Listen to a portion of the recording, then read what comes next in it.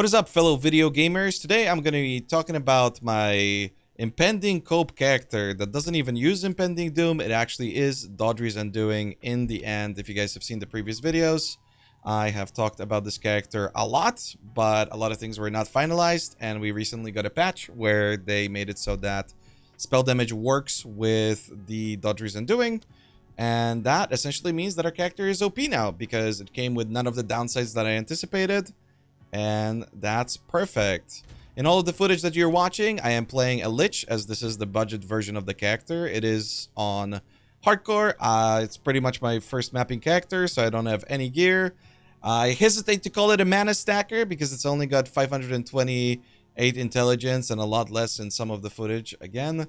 The way that you level this character is extremely simple. You just do it with ED Contagion. I recommend you guys use Waggle's guide for that. That's what I did, and it was super simple and straightforward. And pretty much as soon as you can reach level 65, that's when the Doedre's undoing becomes available, and that's when you can start pumping out some real damage. As long as you have probably at least 100 int. I believe when I started playing it, I had about 200, so not a big requirement whatsoever. The way that Doedre's undoing works is pretty similar to Impending Doom, which is why I thought that I'm going to be incorporating it into the build, but in the end I decided against it. But there are some key differences. To go over the gem itself, it states that supports cursed skills. Supported skills create hazardous areas which explode when enemies enter them, cursing enemies and dealing chaos damage based on your intelligence. Explosions deal base chaos damage equal to 200% of your intelligence. And then the Doedre's Dark Design is explodes and deals chaos damage based on your intelligence when an enemy enters the area, applying the supported curse on hit. So this is kinda complicated at first when I saw this gem initially prior to the release of the patch, but it turns out it's pretty straightforward. Mobs don't have to enter the area. You just cast a curse onto the enemies. You don't even actually have to curse them at all. So if you're using a low-level gem, you don't care about cursing them. And the curse area, or supposed curse area, in case you're not casting a curse, is the hazardous area, which means that everything within the curse itself explodes. This comes with some upsides and some downsides.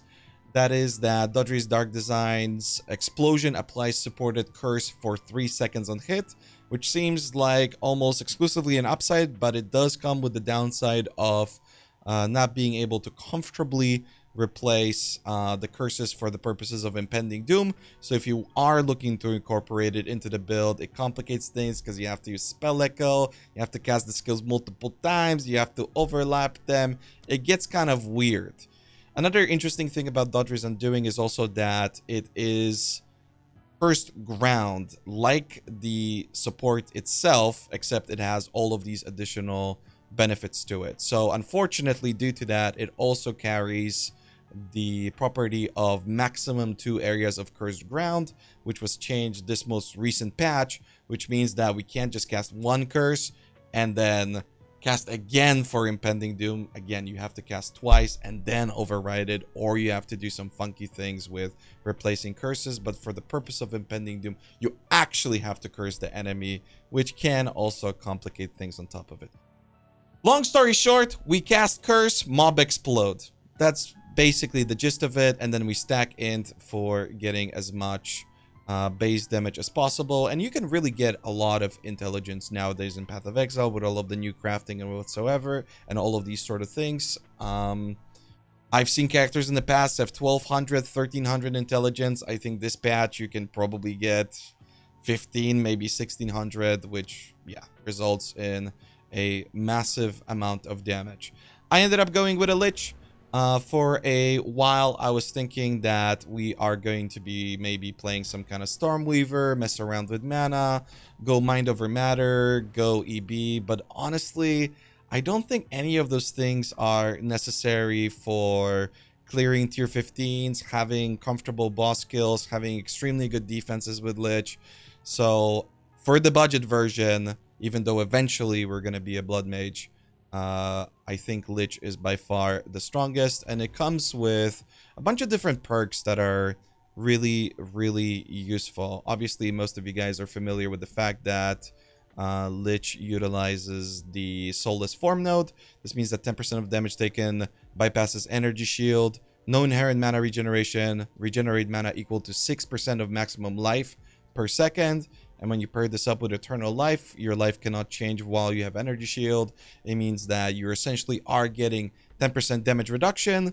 If you pick up Heavy Buffer on your skill tree, that's another 5% damage reduction. So already pretty cool, because Path of Exile 2 just doesn't have a whole lot of damage reduction. And it also means that if you are ever going to be switching over to Blood Mage, it makes for a much easier time, because you can simply get gear that has life and energy shield on it.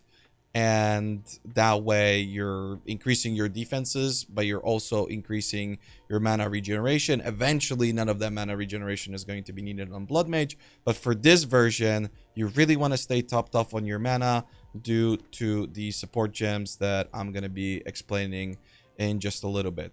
If you want to get further Ascendancy points, Necromantic Conduit is quite nice for the extra damage, but it does come with the downside of having to most likely invest into more mana on your passive tree. That's going to be something that you're really going to have to pay attention to. You might have to pick up nodes like Ether Flow, or you might have to pick up Open Mind at the start of the skill tree. Efficient casting, I think, is mandatory throughout the entire lifespan of the build. I'm going to be explaining the skill tree in just a moment.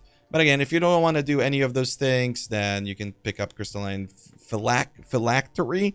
I believe that's pretty useful. I highly recommend against Eldritch Empowerment, as if you use Spell Echo or if you use Unleash with your support gems, every time the spell goes off, not just every time you cast, it actually drains the maximum energy, which I had to find out the hard way. This is a really, really weird one, but Blackened Heart might carry some benefits as well, because with all the int that you're getting on your tree, or on your gear and on your tree, you do end up having quite a lot of mana. For the actual skill tree, mine looks like this right now. Again, you might see that it's a Blood Mage, but really it's a Lich. Don't worry about it. We just happen to change our Ascendancy YOLO style, you know. And there are some weird things about this skill tree. It is very similar overall to ED Contagion. Considering we're playing a Lich, we're going to be benefiting from some forms of low life. But like previously mentioned, you're going to have to constantly manage your mana for the purpose of your supports, because you're going to need to stay topped off. And as far as priority, it really depends on your gear. Genuinely, throughout the campaign, as level 65 is about exactly when you finish the campaign. Depending on your gear, you might need more energy shield, you might need more mana, you might need more damage, you might need more cast speed. It is absolutely up to you, but I do believe that anybody will be able to figure out that little bit of theory crafting. And I can talk about the gems, since the gems heavily interact with the skill tree. So I went through many different iterations. I think the weaker your gear is, the less passive points you have, the less cast speed, most importantly, you have. You might look to utilize Unleash. It's actually a pretty cool gem that isn't particularly functional in any other build, because it comes with a very unfortunate penalty that its supported skills deal 50% less damage reoccurring. This does not work on Doedre's Undoing. There are many reasons for that, and the supports in general for Doedre's Undoing are a little bit unusual, because it deals spell damage, but it's not a spell skill.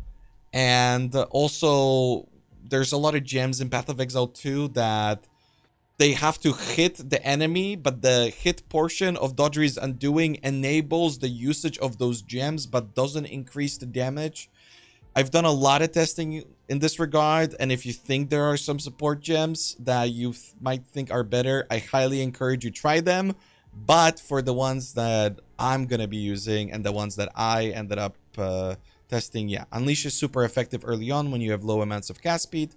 Execute is really good because we can lock our HP below 35% with the use of Eternal Life. This is an incredibly comfortable node if you're never dying on softcore or if you're playing hardcore, because no matter what you do, you can't recover it. Even if you click a checkpoint, click a potion, whatever you do, it never comes back. You might have to tweak it every now and then to remain low life if you're maybe replacing an HP piece of gear, but that's just something that you're gonna have to figure out. As long as your HP is below that 35%, you're gonna be killing it. And Execute is an incredibly effective gem, but it's not gonna be probably the first gem that you're gonna be using, depending on what kind of links you've got available.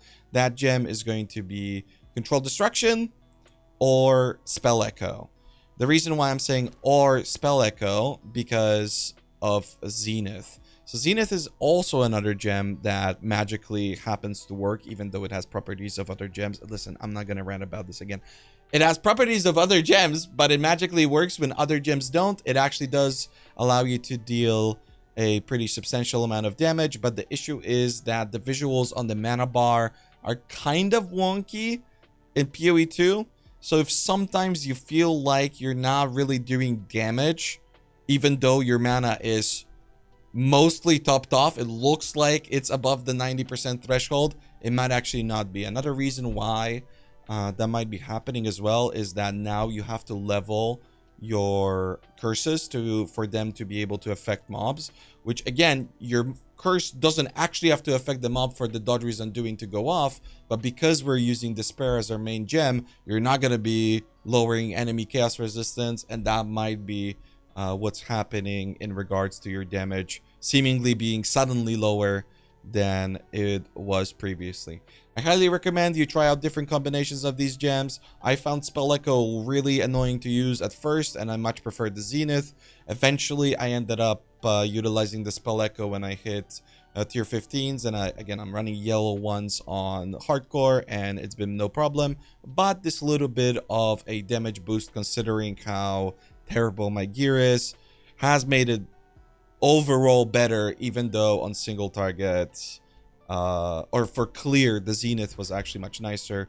But because I no longer needed to pick up nearly as much mana recovery, yeah, again, that's just something that you're gonna have to tweak depending on your gear. It is kind of weird on a Lich, because if you're increasing your mana and if you're increasing your int, that's going to mean that your spells might end up costing more mana overall, and you're only scaling your mana recovery with the amount of HP that you have. So it do be making things a little bit tricky like that. And honestly, probably something that I should have mentioned previously, this is a one button build. You don't really have to worry about anything else. For the Lich, you're definitely going to be utilizing a Sigil of Power weapon swap, and that's just about it. You don't have to think about anything else there. And then we're using Convalescence for the energy shield recovery, since we're using all sorts of different forms of layered defenses, I suppose you could say, because we can also take damage taken as mana, but I'll talk about that in just a little bit. And for the Convalescence, it's Clarity, Second Wind, Cooldown Recovery, Prolonged Duration 2. Then we're using Withering Presence. For this setup, you will need to have some source of at least, I think, 38 Spirit, maybe 37 Spirit. I have that on my amulet. And we've got Prolonged Duration and Chaos Mastery. I don't think you can link anything else. I think there's a Lineage gem that you can link on top of it. I just don't have it because I am lazy. And then we've got Blasphemy, Temporal Chains, Ritualistic Curse, Slow Potency, Magnified Area 2. These are huge. Our Temporal Chains is massive because we pick up Zone of Control and we get all of these different AoE nodes. All of our AoE scales with a Curse AoE as its equivalent to the AoE of our Doedre's Undoing. So the Temporal Chains are massive, but do remember to sometimes level your Temporal Chains, because you might find yourself in a situation where it's under-leveled and it's not affecting enemies, and that's why maybe all of a sudden you're taking a whole lot more damage. For the gear, it's really good. honestly, because we don't have to use the classic things that a lot of other builds use and the classic gear that makes people's gear really expensive. For our weapon, we don't need any plus levels. And for a lot of our gear pieces, if you want to further increase your defenses beyond the energy shield and the already pre-existing HP pool, you might want to pick up things like, yeah, these nodes over here. 8% of damage is taken from mana before life. You've got intelligence here and all this sort of stuff. So you can utilize mana gear, but do keep in mind that it will make using Zenith that much more difficult, most likely, for you. But for that reason, yeah, our weapon, super straightforward. We just get spell damage, we get chaos damage. Again, my stuff is incredibly cheap. Increased cast speed, intelligence, you're done. Extra damage is beneficial. In the future, I might use Spell Slinger on a weapon. I think just about any build can really benefit from Spell Slinger quite heavily, but that's not something that I really had an opportunity to think about just yet. The rest of our gear, cap out resistances, get intelligence, preferably get life and energy shield if you are looking to respec onto a blood mage eventually, if you enjoy the build and you want to put a little bit more money towards it. So these are the pieces that I'm using. I think on hardcore, again, prices are very different, but my gear costs, I don't know, like 2 divines in total or something like that. And I'm pretty sure that the 2 divines was literally my chess piece from what I remember. So yeah, not even any mods here. I didn't bother exalting this, capping resistances, and you're good. There is one item, however, that I will talk about in just a second. It's incredibly cheap, so you're not going to have any problems there. You might want to get all attributes on your gear too, at least on 1 or 2 pieces. Obviously, the more intelligence, the more damage you're going to be dealing at a baseline, but it is pretty difficult to cap out your resistances and get all attributes everywhere. But the all attributes might end up being a little bit mandatory because, yeah, we're using green and red supports and all these sort of things. So it does help with that department, essentially increasing the amount of intelligence that we can get from our skill tree. And yeah, the one crucial item, and this is probably a change that I should have talked about at the start of this video, Cursed Ground is no longer instant curse detonation. So, you know, there's a delay on curses. We really don't want that because the curse has to activate for Doedre's Undoing to work. And for that reason, unfortunately, we have to use Wind Screams. These boots are not terrible. The biggest property that we're looking for is the curse has no activation delay. But we do get some movement speed. We get some intelligence. It rolls up to 20 on both. And then it rolls up to 20. Curse skills have increased cast speed. The downside of this is that a boot slot is kind of going to cost you a lot this patch. You can get some pretty insane amounts of movement speed on builds in the current version of Path of Exile. That's 0.3 depending on when you're watching this video. And so using a unique pair of boots is kind of expensive. But again, for hardcore, it works really well. And honestly, comparing this build's clear speed to a lot of other softcore characters that I've seen, I think we're doing pretty good regardless, but that is something that you should probably keep in mind, as that was my whoop, by the way. It wasn't yours. And I think that's just about it. When it comes to the quests, as you're progressing through the story, all of the choices should be pretty customizable and quite straightforward. The only exception being the Act 3 quest, where you have to choose between mana, stun threshold, and the ailment threshold. I chose mana, but I think long term, since we still can't switch those around, this ailment or the stun threshold is better. I don't think it's a big deal. Whatever you choose in the moment is going to be very beneficial. We shouldn't be getting stunned a whole lot in the future, and we shouldn't be getting you know, slowed or frozen or whatever all that much in the future, because we end up having a ton of energy shield.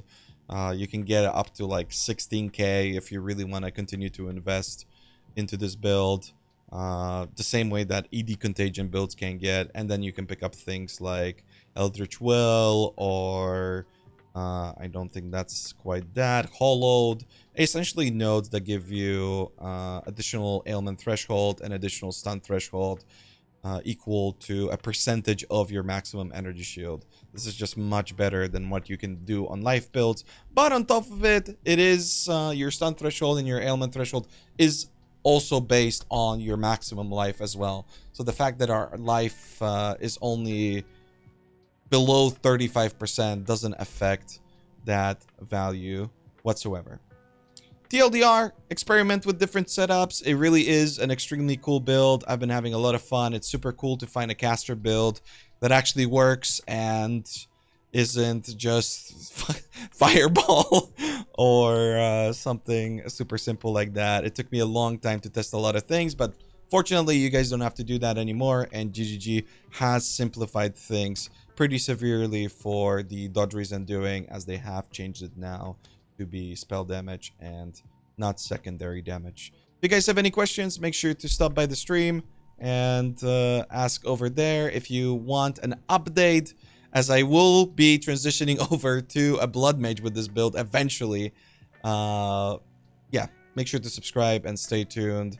The build will be very similar. You're not gonna have to re-level it, but we will be essentially doing a massive boatload more damage because there's a lot of things involving blood mage that make it super cool and super interesting, and also scaling with crit, you know, getting a wrath pith and all that good stuff. It's pretty effective, I mean, I gotta say, but it does cost pretty obscene amounts of money. So yeah, keep an eye out on that, and I'll see you guys in the next one.